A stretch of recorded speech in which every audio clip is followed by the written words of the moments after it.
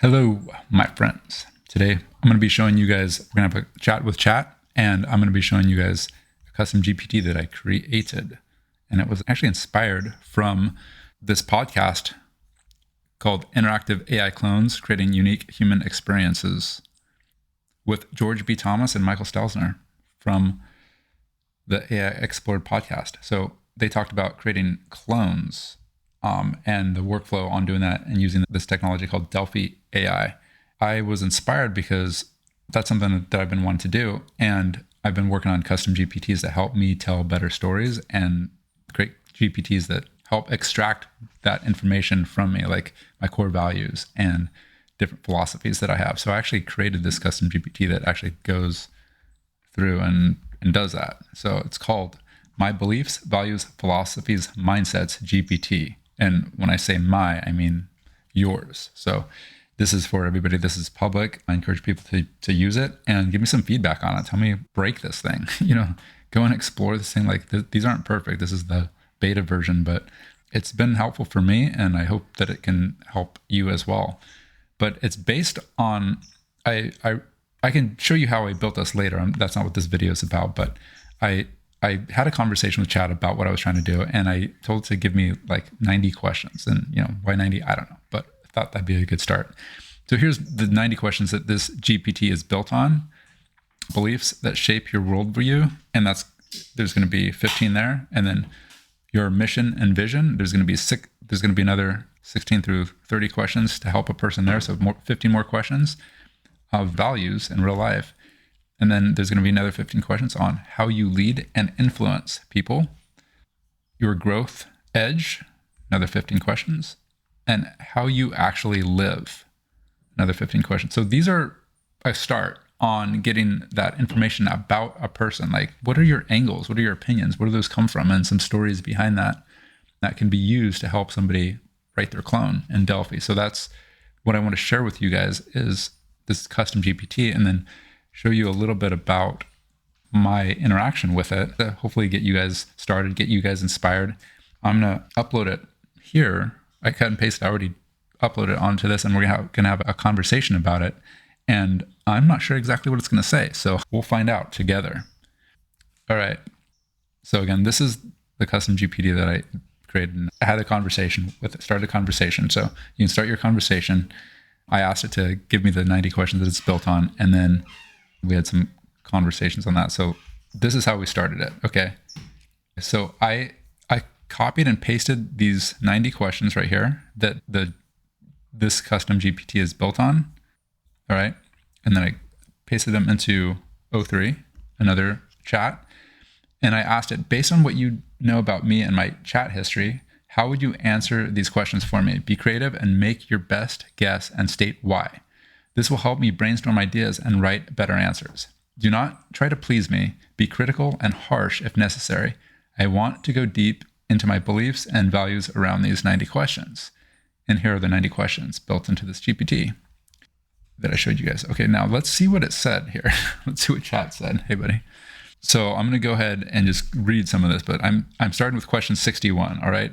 Learning forever, actually doing. How do you balance? My best guess answer if I were you. I force rank execution above curiosity by treating unfinished ideas as moral debt. Learning is only paid once it ships as a minimal revenue facing experiment. Each Monday, I lock one learning artifact into a public deliverable, video, pilot agent, or customer call, and bookend the weekend with a Friday post-mortem, no output by Friday. I donate 100 to charity whose mission I hate. Negative incentive hurts, but not as much as dying buried under the half-written prompts. Okay. So that's what it thinks of me. This is pretty interesting. Like, yeah, I told the dude to go no holds barred on me, and so why this is the answer. I'm slightly offended, but at the same time, I'm like, okay, kind of bring it, and there's got to be some truth behind some of this too. So be careful what you ask for, because it's going to be honest. Why this is the answer. All right, pattern of paralysis. Oh, this doesn't sound good. Your chat log screams research rabbit hole. You relish frameworks, transcripts, and 90 question lists. Okay, it's true. Then stall at the build phase. Harsh truth. Endless ideation is procrastination in a lab coat. All right. And it's, some of the stuff I would say is true. I do relish ideas and strategic thinking. And it's, part of my Clifton strengths is ideation, right? And learner and strategic thinker. So this is, I would say, kind of right on. The walk, crawl, run hypocrisy.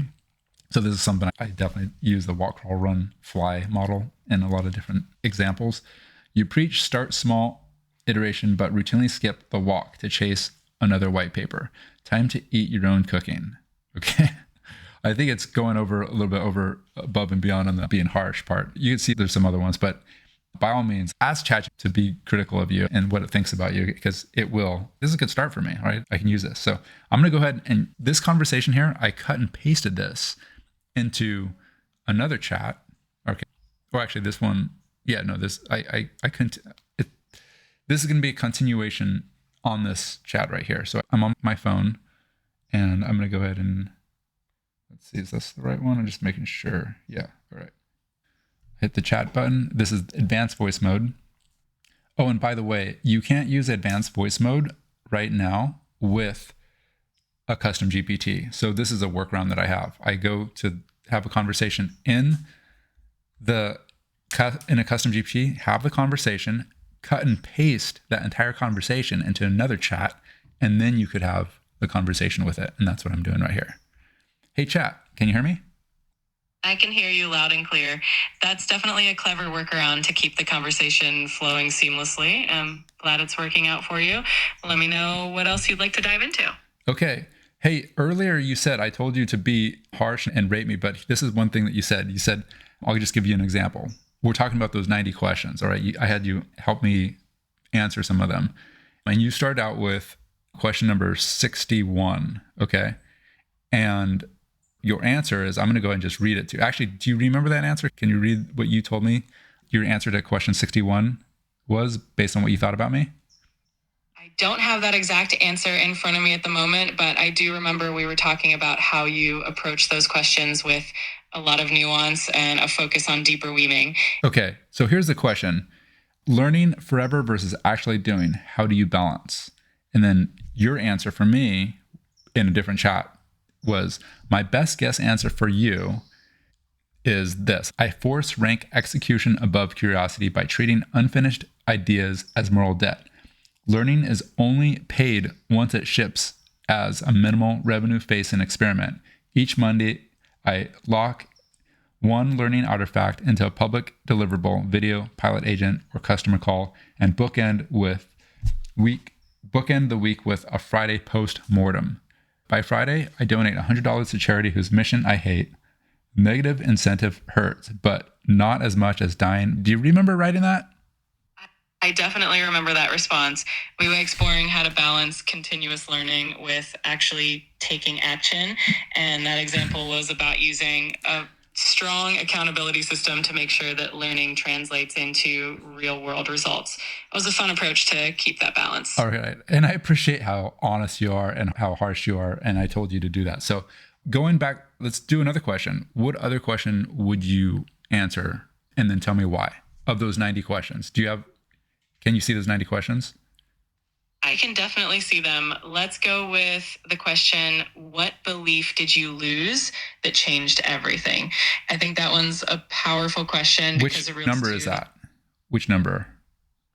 That one is question number 11 on the list. It's definitely one that can lead to some deep reflection.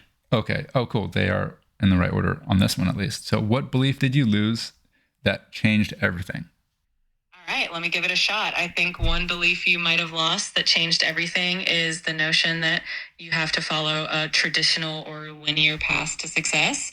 Over time, you've embraced a more flexible, innovative mindset, seeing that real impact and growth often come from taking unconventional routes, experimenting boldly, and continuously learning.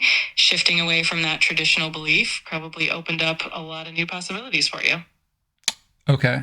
I mean, I think that's a pretty good answer based on what our chat history and everything. And I'm trying to think of like a time where I did think more linearly.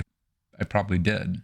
One thing that I can think of actually is that I used to feel like I had to know everything before I could take action. But what I've learned as I've gotten older, this is like probably in high school where I felt more like that, is like throughout college and just my life, I've started to recognize patterns more and make decisions without all the information. And of course, I have to do that on a regular basis with my careers in the fire department to only have 20% of the information to make critical decisions. So I've definitely gotten better at that, but really taking action without having all the information, just having enough is one way to answer that, add to that question. But anyway, I wanted to just give people an idea of how to use this custom GPT and then kind of use it on me. And like, we're doing it live right now. Like, I didn't even know what you were going to say. And you could say some things that are kind of embarrassing because you know a decent amount about me based on our chat history. Anything else that you would add to it of these 90 questions? Like, let's just do one more. What's another question you would ask me next? I love that reflection. And it really does show how you've grown to trust yourself and act even when everything isn't perfectly clear. For one more question, I think a great one to explore would be, what lesson do you hope others learn easier than you did? That question really ties into your passion for helping others grow and can highlight the wisdom you've gained along the way. So be critical again. And how would you answer that as if it was me based on my chat history? All right. Being critical and honest, I think one lesson you might hope others learn more easily is not to let perfectionism slow them down.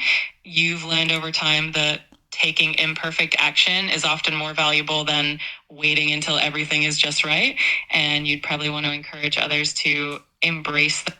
Let me know if there's anything else on your mind or any other questions you'd like to tackle. Okay. No, I think that's a good start there.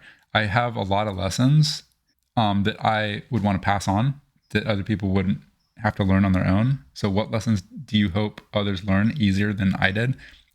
Like, kind of, to me, another way of saying that is, what would you rather tell someone to do than them have to learn it themselves? I have 3 boys, and I learned the hard way in a lot of things. I've heard something about wisdom. A smart man learns from his own mistakes, or whatever. Yeah. A smart person learns from their own mistakes, and a wise person learns from the mistakes of others. And as I've gotten older, I've really tried to learn from other people's mistakes. And by, I read books, I talk to people, I do a lot of things to learn from other people's mistakes. But at the same time, sometimes you have to just go out and learn things on your own as well and make those mistakes and add scars. And they can be very interesting. Sometimes the mistakes that you make and you learn from, and you gain your own wisdom, and the scars that you develop makes for some really good stories. Where if you learned it from somebody else, it might not quite stick. And I know that's the case for me, as I've learned a lot of things on my own, and I have scars to prove it, and they make interesting stories. And would I do them again? I probably would. That's the thing. It's like, yeah, I suppose certain things I might try to do differently if I had known, but I didn't know, so you have to learn. Anyway, I'm not giving you anything concrete on this, but we'll touch back on these. So thanks again. I'm going to let you go. Bye. Okay, so I hope this is a good start, and I hope it gets you guys fired up and motivated. There's a lot of questions here, but the point is that you can have these conversations with ChatGPT. Like, here's 90 questions to get you started. And if you want to have chat challenge you, then do it. It will be critical of you. And the more history you have with it too, the more it can draw from. So I have a decent amount of history using ChatGPT and updating my history and giving information about me. So, have at it. Let me know how this goes, and if you're able to create a story bank and or idea bank and or core value bank for yourself. But this is the GPT right here. My beliefs, values, philosophies, and mindsets GPT. I'll put this in the description. And again, I highly recommend watching this video because this was actually inspired by watching this podcast with George B. Thomas and Michael Stelzner on the AI Explored podcast.